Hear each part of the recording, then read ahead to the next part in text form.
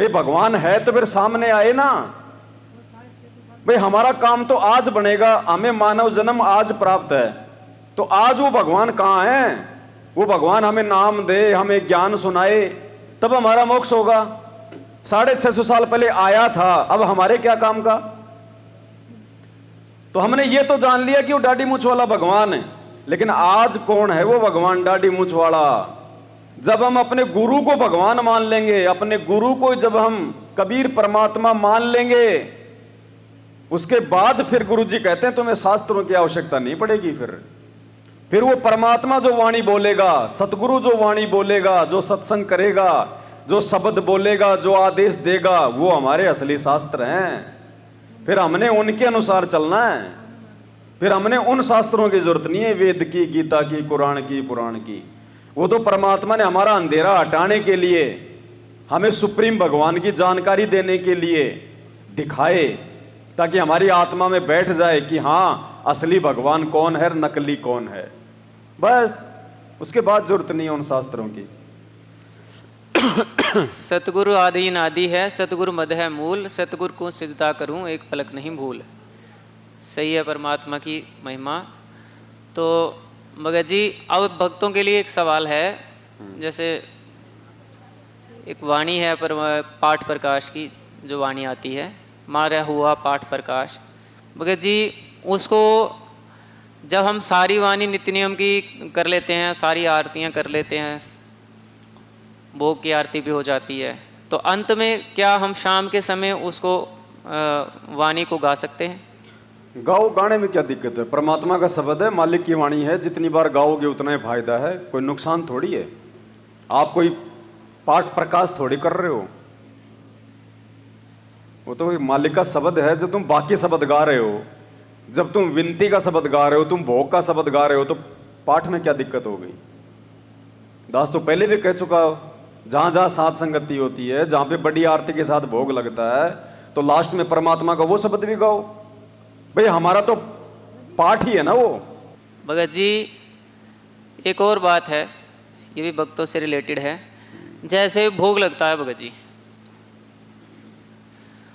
अब भोग लगता है तो शुरू में जो वाणी है परमात्मा की, सबसे पहले मंगलाचरण, उसके बाद आया है बंजारा के सो आया है, उसके बाद परमात्मा की वाणी शुरू हो जाती है, मोको कहाँ ढूंढे रे बंदे मैं तो तेरे पास में। उसमें हम गाते हैं कि भाई परमात्मा मेरे तो सब कुछ ही आप हो। उसके बाद जो वाणी आती है परमात्मा की, तुम्हें मेरे बेदम तुम्हें मेरे नादम। हाँ जी, हाँ जी। तो क्या हमारे जो ब्रह्मा जी, विष्णु जी और ये शिव जी या दूसरे जो भी उन देवताओं के नाम आते हैं, तो हमारे सतगुरु ही सब कुछ हैं कि ये कोई अलग शक्तियां हैं? नहीं, देखो वो जो शब्द आता है ना भोग की आरती में, तुम ही मेरे बेदम तुम ही मेरे नादम, तुम ही मेरे अंतराम तुम ही मेरे आदम, तुम ही मेरे ब्रह्मा तुम ही मेरे विष्णु, तुम ही मेरी सावित्री, तुम ही मेरे सूरज चंद्र। तो इस वाणी के माध्यम से परमात्मा हमें यह समझा रहे हैं कि इस मार्ग में आने के बाद में, कबीर परमात्मा की सत भक्ति मिलने के बाद में, हमने केवल एक ही परमात्मा से उम्मीद लगानी है, क्योंकि ये पतिव्रता पद की भक्ति है। एक साधे सब सदै, सब साधे सब जाए, माली सींचे मूल को फले फूले। तो यहां परमात्मा इस शब्द के माध्यम से हमें यह समझाना चाह रहे हैं कि जो लाभ ये दुनिया ब्रह्मा जी से प्राप्त करना चाहती है, विष्णु जी से प्राप्त करना चाहती है, सावित्री से प्राप्त करना चाहती है, राजा से प्राप्त करना चाहती है, सूर्य देवता की पूजा करके प्राप्त करना चाहती है, जो जो नाम परमात्मा ने उस शब्द में दिए हैं, गणेश या कार्तिक, ब्रह्मा विष्णु महेश, तो गुरुदेव हमें यह समझा रहे हैं कि ये सारे लाभ जब तुम अपने गुरु की मर्यादा में रह के भक्ति करोगे, तो तुम्हें इन सबसे मिलने वाला लाभ जो होता है उससे भी ऊपर का लाभ मिल जाएगा, अकेले सतगुरु की सेवा से। गुरु सेवा में फल सर्वस आवे और गुरु विमुख नर।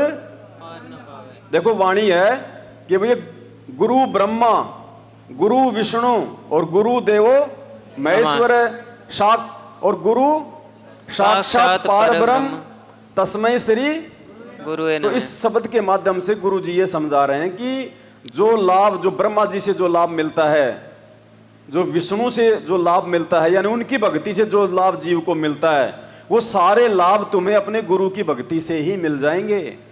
तुम्हें कहीं और भटकने की जरूरत नहीं है, कहीं और जो है डिमांड करने की जरूरत नहीं है, आन उपासना करने की जरूरत नहीं है। परमात्मा एक शब्द में कहते ना मैं कि तुम ही मेरे कामधेनु, तुम ही मेरे कल्प वृक्ष, यानी सारे गुण जो है गुरु के अंदर हैं। गुरु की भक्ति में सारे सुख आ जाते हैं, सारी सुविधा आ जाती हैं। अगर मर्यादा में रह के भक्ति करेंगे तो आवश्यकता के अनुसार देगा गुरु। ऐसा नहीं कि भाई गुरु सारी सुविधा तुम्हारे सामने लाके रख देगा, तुम्हें 2 दिन मेरा पति बना देगा, नहीं। अगर जिस आत्मा को परमात्मा ने पार करना होगा, जिसका मोक्ष करना होगा, उसको परमात्मा अपने हिसाब से देगा। चाहे, अब एक बात बताओ, डिमांड है किस चीज की? समझ में ये नहीं आ रहा। चलो भाई, मैनेजमेंट के उधर तो भाई बहनों को नहीं पता इन बातों का, साथ संगत में तो सब कुछ पता है ना। उसके बाद में डिमांड किस बात की? जब हम ये कह रहे हैं परमात्मा को, हम जब उनसे अरदास कर रहे हैं कि कुत्ता तेरे दरबार का, मोतिया मेरा नाम, जो राखूं त्यों ही रहूं, जो देवो सो, फिर डिमांड किस बात की? एक तरफ तो कह रहे हो कि जो आप दोगे वो ही खाऊंगा, जैसा रखोगे वैसा ही रहूंगा, और फिर उनसे डिमांड भी कर रहे हो। फिर हम कुत्ते कहां हैं? हम कुत्ते नहीं है फिर परमात्मा के, हमें ज्ञान नहीं है। मालिक ने बताया कि 6 महीने का बच्चा है, कभी माँ बाप से मांगता है क्या कि सर्दी आ गई मेरे को जूते ला के दो? उसको तो बोलना भी नहीं आता। मेरे को मच्छर काट रहे हैं, मुझे मच्छरदानी ला के दो, बच्चा बोलता अपने माँ बाप से। लेकिन माँ बाप फिर भी उसको ला के देते हैं सारी चीजें। सर्दी आने से पहले उसके सर्दी के कपड़े आ जाएंगे, और गर्मी के आने से पहले उसके गर्मी के कपड़े आ जाएंगे। क्यों? क्योंकि वो बच्चा पूरी तरह से माँ बाप के ऊपर निर्भर है।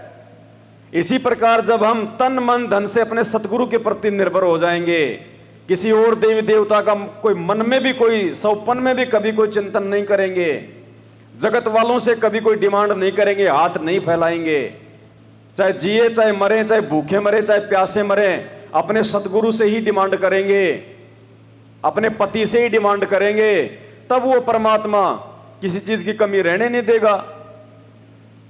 अब कोई शादीशुदा औरत है और पड़ोस में किसी आदमी से कहती है कि मुझे एक साड़ी लाके देना, उसके पति को इस बात का पता चलेगा तो कितना खुश होगा? पिटाई और कर देगा।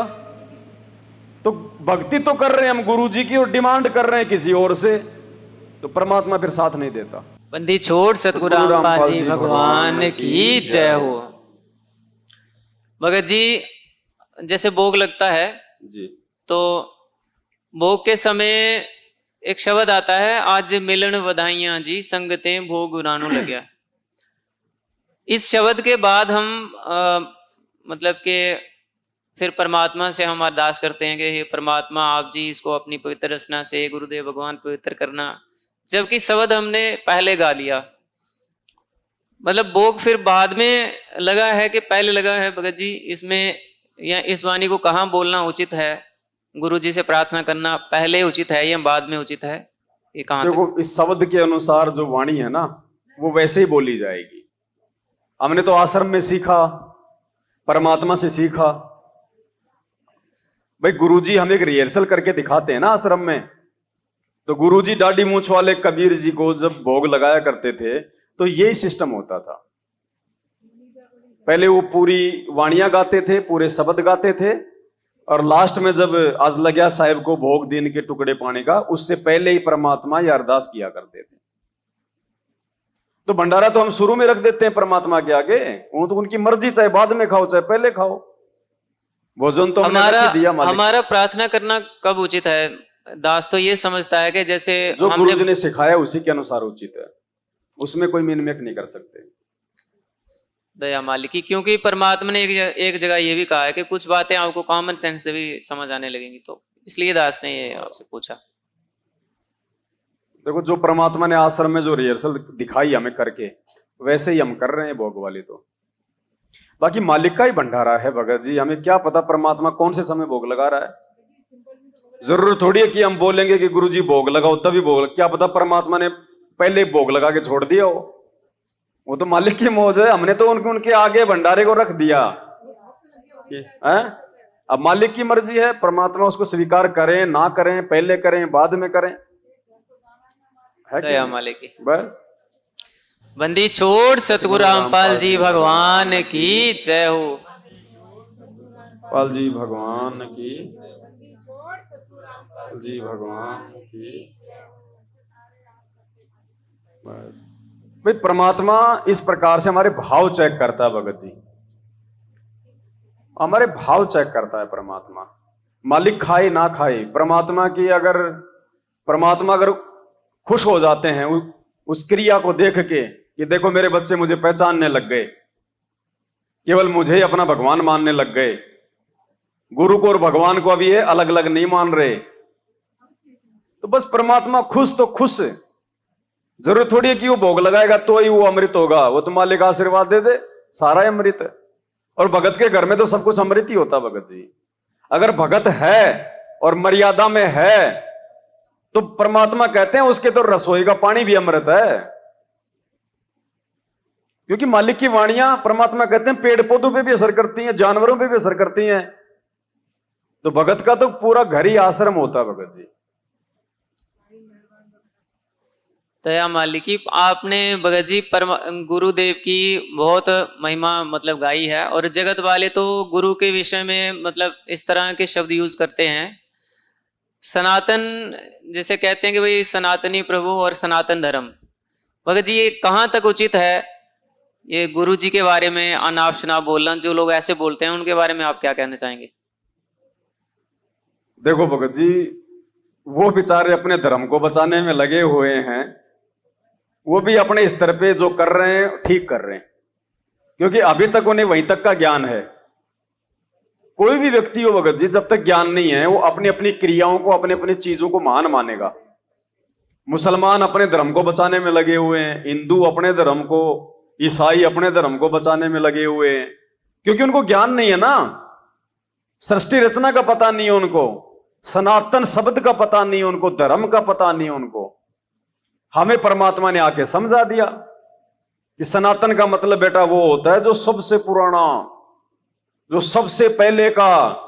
तो सनातन कोई धर्म नहीं होता, सनातन कोई संस्कृति नहीं होती। संस्कृतियां चेंज होती रहती हैं, धर्म चेंज होते रहते हैं।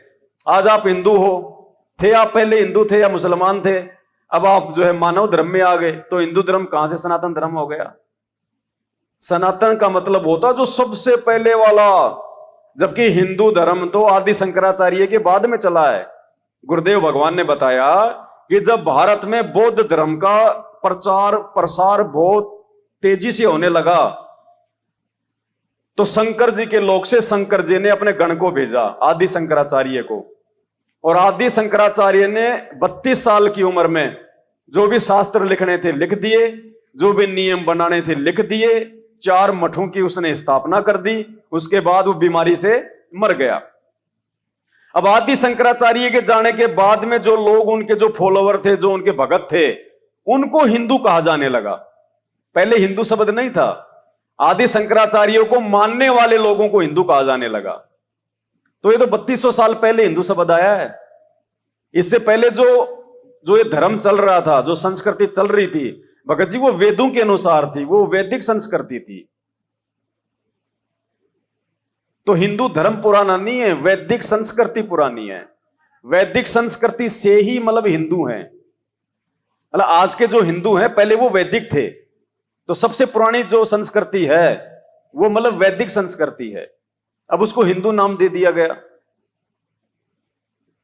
अब सबसे, क्योंकि यहां पे सनातनी शब्द केवल एक ही चीज के लगता भगत जी, परमात्मा के, क्योंकि परमात्मा से पहले कोई नहीं था। सतगुरु आदि अनादि है, सतगुरु मध्य है मूल, सतगुरु को सिजदा करूं एक पलक नहीं। तो सबसे पहले सतगुरु था, सबके लास्ट में भी सतगुरु रहेगा जब पूरी दुनिया समाप्त हो जाएगी।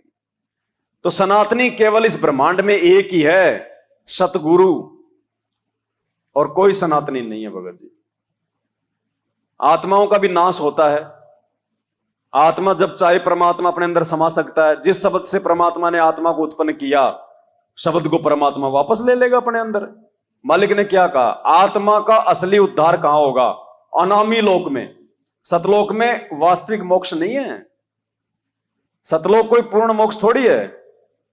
सतलोक तो 21 ब्रह्मांड इस काल के और 7 संख ब्रह्मांड अक्षर पुरुष के, उनसे बेटर है।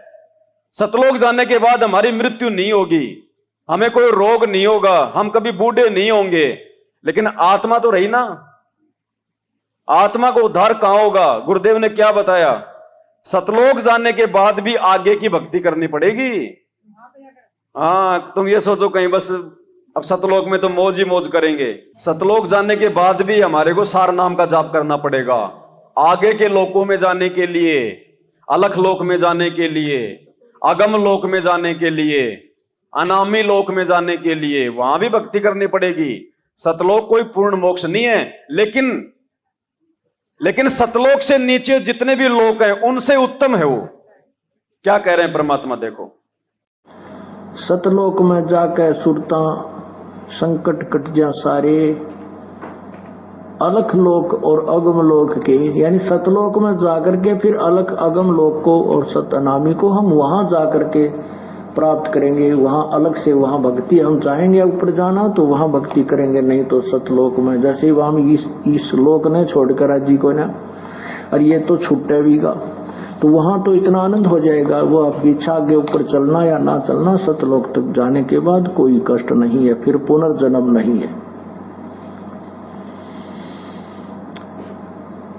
अनामी लोक में जाने के बाद फिर वहां आत्मा और परमात्मा एक हो जाते हैं, आत्मा परमात्मा में समा जाती है। लेकिन सतलोक, अलखलोक और अगम लोक में वहां आत्मा और परमात्मा का अलग अस्तित्व है। अनामी लोक में जाने के बाद आत्मा का पूर्ण मोक्ष है, क्योंकि अनामी लोक में जाने के बाद में परमात्मा आत्मा को अपने उसी शब्द में वापस संभाल लेता है, जिस शब्द से परमात्मा ने कभी सबसे पहले आत्मा को उत्पन्न किया था। फिर सदा सदा के लिए इसका झंझट समाप्त हो जाता है। बाकी वहां पूछना है महाभारत है भगत जी, वहां पूछना है महाभारत। बंदी छोड़ सतगुरु रामपाल जी भगवान की जय हो। बंदी छोड़ सतगुरु रामपाल जी भगवान की जय हो। बंदी छोड़ सतगुरु रामपाल जी भगवान की जय हो। दया परम पिता परमेश्वर जी की। भगत जी, जैसे परमात्मा ने बताया कि भाई हमें जो मंत्र हैं, जैसे पिछले दिनों जब आप चले गए थे थोड़े दिनों के लिए, तो कजोड़ भगत जी ने भी एक सवाल उठाया था कि भाई आप मंत्र को एक खिलौना बताते हो, और गुरुजी ने तो भगवान को भी खिलौना बताया। लेकिन भगत जी, मंत्र को खिलौना बताना क्या मतलब आपका इससे ये मतलब है कि भाई मंत्र जो है वो व्यर्थ है, या फिर इसका कोई और बात है? मतलब आप बताइए क्या है। देखो भगत जी, मंत्रों को खिलौना बताने का मतलब जो दास का था वो ये था कि कोई ये सोचे कि खाली मंत्र जाप करने से ही हम सतलोक चले जाएंगे। तो गुरुजी ने बताया, बेटा तेरे जैसे पता नहीं कितने होके जा लिए मंत्र जाप करने वाले, अभी तक यहीं पे गधे कुत्ते बन के फिर रहे हैं, इसी परमात्मा से नाम लेके, इन्हीं मंत्रों का जाप करके। 650 साल पहले आप कौन से मंत्रों का जाप करते थे भाई? इन्हीं मंत्रों का जाप करते थे ना। फिर क्यों पढ़े आज हम यहां पे? खाली अकेले मंत्रों का जाप करने से इंसान पार नहीं हो सकता। परमात्मा ने बताया, गुरु की मेहर चाहिए, तुम कर दो पल में पार हो जा रजा थारी। ग्रेस मार्ग चाहिए, और वो ग्रेस मार्ग कब बनेंगे? जब हम गुरु को भगवान मानेंगे। गुरु को भगवान मान के उनकी प्रत्येक आज्ञा में चलेंगे, चाहे शीश कटे, चाहे परिवार छूटे, चाहे संसार छूटे, चाहे पत्नी नाराज हो, चाहे पति नाराज हो, उसके बाद परमात्मा हम पे मेहर करेगा। नुक्ते ऊपर रीजेगा, कोटि कर्म जल जा तुम्हारे। तो सतगुरु की मेहर से पार होंगे भगत जी, अकेले मंत्र जाप से पार नहीं होंगे। मंत्र भी जाप करने हैं, ऐसा नहीं कि मंत्र का कोई रोल नहीं है, मंत्र प्लस में मेहर सतगुरु की, जब तक दोनों चीज नहीं मिलेंगी हम पार नहीं हो सकते। भगत जी, भगत जी क्या आरतियां इसमें शामिल नहीं है? मतलब सारी चीज आ गई इसमें, पांचों यज्ञ आ गए, आरती आ गई, इसमें मंत्र आ गए, सारी चीजें हैं।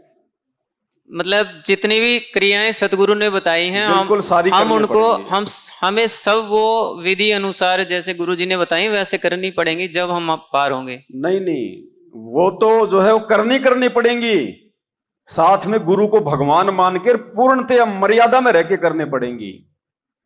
ऐसे तो मैनेजमेंट वाले भाई रात दिन उनकी माला हाथ से नहीं छूटती है, रात दिन नहीं छूटती उनकी माला, और ज्ञान चर्चा कर लो 2 मिनट में आग बबूला हो जाएंगे। रोज शाम को संध्या आरती में कहते हैं तेरा रामपाल अज्ञान, तेरा रामपाल अज्ञान कियो सतलोकावासी, और सुबह की आरती में कहते हैं ब्रह्म वेदी में ज्ञान सागर अति उजागर निर्विकार निरंजनम ब्रह्म ज्ञानी महाध्यानी सत्सुकृत दुख भंजनम। सुबह तो गुरु जी को महाज्ञानी कहते हैं, शाम को कहते हैं अज्ञानी। तो ऐसे काम नहीं चलेगा। गुरु को भगवान मान के, गुरु जी ने जो पांचों जो यज्ञ दिए हैं, जो मंत्र दिए हैं, आरतियां दी हैं, प्लस में मर्यादा। एक भी चीज में अगर कोई कमी रह गई, गाड़ी के 4 टायर हैं, अगर एक भी टायर में जरा हवा कम है तो गाड़ी यूं जाएगी, बबलिंग मारेगी। भगत जी थोड़ा परमात्मा के मुख से थोड़ा बताएं क्या कह रहे, ताकि बिल्कुल अच्छे मान से लेते हैं, हाँ। शंका समाधान हो जाए, क्योंकि बहुत सारे भगत भाइयों का ये देखो क्या कह रहे हैं, गुरुदेव कह रहे हैं कि कहीं तुम ये सोचो कि तुम जो है भाई जीव अपनी भक्ति से पार हो जाएगा। क्या कह रहे हैं गुरु जी, कहीं तुम ये सोचो कि जीव अपनी भक्ति से पार हो जाएगा, तो भक्ति तो हम कर ही रहे हैं। भक्ति क्या है? भक्ति मतलब ये मंत्र आरती पांचों, यही तो भक्ति है। तो गुरु जी कह रहे हैं कहीं तुम ये सोचो कि जीव अपनी भक्ति से पार हो जाएगा, नहीं। इसलिए तो दास ने कहा था कि तुम सोचो कि अकेले मंत्रों से पार हो जाओगे, नहीं। इसमें गुरु जी की मेहर चाहिए, ग्रेस मार्ग चाहिए। और उस नाम से, कमाई से और परमात्मा की शक्ति से पार होंगे। आप ये मत समझना कि ये जीव अपनी भक्ति तो पार हो जाएगा, नहीं। इसमें कबीर परमेश्वर की मेहर रूपी एक ग्रेस मार्ग आपको चाहिए, और वो जो ग्रेस मार्ग है वो बहुत ज्यादा है परमात्मा की। वो ग्रेस जो आपको देगा उससे पार होगे। नहीं तो पता नहीं कितने कितने साधक होकर चले गए, दिन रात माला फेरनी, और तो पर आपने भजन तो करना है, क्योंकि मालिक को मालूम है कि तुम कितना भजन कर सकते हो। आपको भी पता है, मुझे भी पता है, क्योंकि काल ने हमारे ऊपर इतना बर्डन डाल रखा है। सारा दिन 2 पैसे 2 रोटी के लिए हमें चैन नहीं दिन रात। और इसमें भी जितना भी हमें समय मिलता है अपना कसक के साथ, चाहे 1 घंटा, आध घंटा, 2 घंटे, 5 मिनट, इतना ही हम वजन कर पाते हैं। परमात्मा ने पहले तो ऐसी विधि बता दी कि एक का सिमरन ढूंढा ठा दे, इतनी कमाई सत्य नाम की, लेकिन उसकी होगी जो मर्यादा में रहेगा। बकवाद करनी है, दिन रात भजन करते रहना, उसको कोई लाभ नहीं होगा। यहां परमात्मा ने भक्ति को भी महत्वता दे दी, मर्यादाओं को भी महत्वता दे दी, और क्या ग्रेस मार्ग भी चाहिए। तो सारी चीजें चाहिएंगी भगत जी। अकेले गुरु जी कह रहे हैं ऐसे माला फेरनी बहुत गए, लाखों लाखों साल जो भक्ति की जिन्होंने, ग्रेस मार्ग पार करेगा। भगत जी परमात्मा ने सभी क्रियाओं को यहाँ पे सम्मिलित किया, तो एक बार फिर से सुनाएं यही परमात्मा के मुख कमल से एक बार वाणी फिर से सुनाएं, ताकि ध्यान से सुनो इसको। हाँ जी। और उस नाम से, कमाई से और परमात्मा की शक्ति से पार होंगे। आप ये मत समझना कि ये जीव अपनी भक्ति तो पार हो जाएगा, नहीं। इसमें कबीर परमेश्वर की मेहर रूपी एक ग्रेस मार्ग आपको चाहिए, और वो जो ग्रेस मार्ग है वो बहुत ज्यादा है परमात्मा की। वो ग्रेस जो आपको देगा उससे पार होगे। नहीं तो पता नहीं कितने कितने साधक होकर चले गए, दिन रात माला फेरनी, और तो पर आपने भजन तो करना है, क्योंकि मालिक को मालूम है कि तुम कितना भजन कर सकते हो। आपको भी पता है, मुझे भी पता है, क्योंकि काल ने हमारे ऊपर इतना बर्डन डाल रखा है। सारा दिन 2 पैसे 2 रोटी के लिए हमें चैन नहीं दिन रात। और इसमें भी जितना भी हमें समय मिलता है अपना कसक के साथ, चाहे 1 घंटा, आध घंटा, 2 घंटे, 5 मिनट, इतना ही हम वजन कर पाते हैं। परमात्मा ने पहले तो ऐसी विधि बता दी कि एक का सिमरन ढूंढा ठा दे, इतनी कमाई सत्य नाम की, लेकिन उसकी होगी जो मर्यादा में रहेगा। बकवाद करनी से दिन रात भजन करते रहना, उसको कोई लाभ नहीं होगा। और फिर भी हमारे ऊपर कर्जा बहुत है, क्योंकि हम बहुत असंख्य जन्मों से काल के इस जहाज में, पृथ्वी रूपी जहाज में, ऊपर के स्वर्ग रूपी जहाज में और सवारी करते फिर रहे हैं। तो वो कर्जा परमात्मा फिर अपनी ग्रेस मार्क देकर के आपको ऊपर पार करेगा। तो हमने परमात्मा के दास गरीब मेहर से पाइए, इन बातें क्या पाइए कर सतगुरु नजर निहाल। आपने भजन भी करना है। देखो जो बालक पास होने योग्य होता है और कुछ रह जाता है कुछ ही मार्कों से, तो उसको ग्रेस मार्क दे दिया जाता है। जो लिख के कुछ ना आवे और उसका -0 आ रहे हो तो उसने क्या ग्रेस देगा फिर। तो ऐसे आप भक्ति कीजिए, अब के नहीं रहोगे यहां पर, ये गारंटी देता हूं। पर मर्यादा मत तोड़ना। बोलो सतगुरुदेव की जय हो। बंदी छोड़ सतगुरु रामपाल जी भगवान की जय हो। बंदी छोड़ सतगुरु रामपाल जी भगवान की जय हो। बंदी छोड़ सतगुरु रामपाल जी भगवान की जय हो। दया परम पिता परमेश्वर जी की। तो परमात्मा ने स्पष्ट कर दिया कि भाई भक्ति भी करनी पड़ेगी, तभी ग्रेस मार्ग काम आएगा, नहीं तो ग्रेस मार्ग का भी कोई भी औचित्य नहीं है। दया मालिक की। और ग्रेस मार्ग मिलेंगे सतगुरु को परमात्मा मानने से, हर वो क्रिया करने से जिससे गुरुजी प्रसन्न हो, और मर्यादा में रहने से। बिल्कुल भगत जी, जरा सी भी मर्यादा अगर हमसे टूटी, देखो शुरू की बात अलग होती है। जब प्रथम बार हम नाम दीक्षा लेते हैं तो हम लोग जो है नादान होते हैं, अबोध बच्चे होते हैं, मालिक को भी पता है इस बात का। तो परमात्मा ने छूट दे रखी है कि जब तक तुम्हारे को सतनाम नहीं मिलता तब तक तो तुम 1 या 2 बार अपने नाम को जो है खंडित कर सकते हो। इसमें कोई बड़ी बात नहीं है, गलतियां हो जाती हैं। सतनाम मिलने के बाद में भी 1-2 बार की गलती माफ है। बार बार अगर नाम खंड करके आ जाओगे कि जी मेरा नाम खंड हो गया, मेरा नाम खंड हो गया, फिर परमात्मा ध्यान देना बंद कर देगा। और वर्तमान में हमें परमात्मा ने जिस स्टेज पे लाके खड़ा कर दिया साध संगति में, और साध संगति में भी भगत जी 2022 से पहले जो गलतियां हो गई सो हो गई।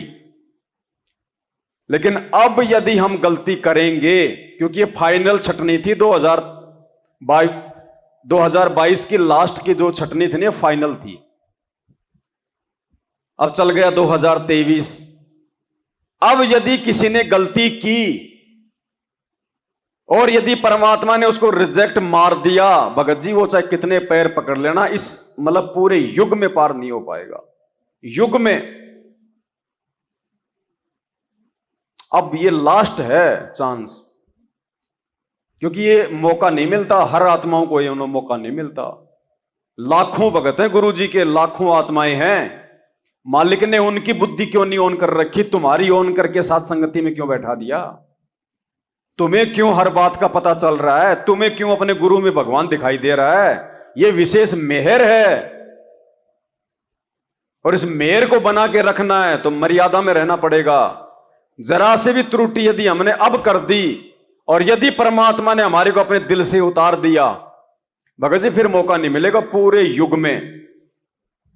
फिर पता नहीं, एक बार रह गए तो रह गए, फिर चांस नहीं है। फिर ये बाट मत देखना कि परमात्मा फिर से हाथ पकड़ लेगा, फिर तो उसकी मौज वो कब पकड़े। लेकिन फिर हम कितने दुखी हो जाएंगे। अरे 650 साल पहले भी तो परमात्मा मिले थे और मालिक ने क्या कहा कि तुम्हारे मानव जन्म होते आ रहे हैं। अरे मानव जन्म प्राप्त करके भी हम कितने सुखी हैं, देख लो। आज नाम लेके भी सुखी नहीं है। मां के गर्भ में पड़ेंगे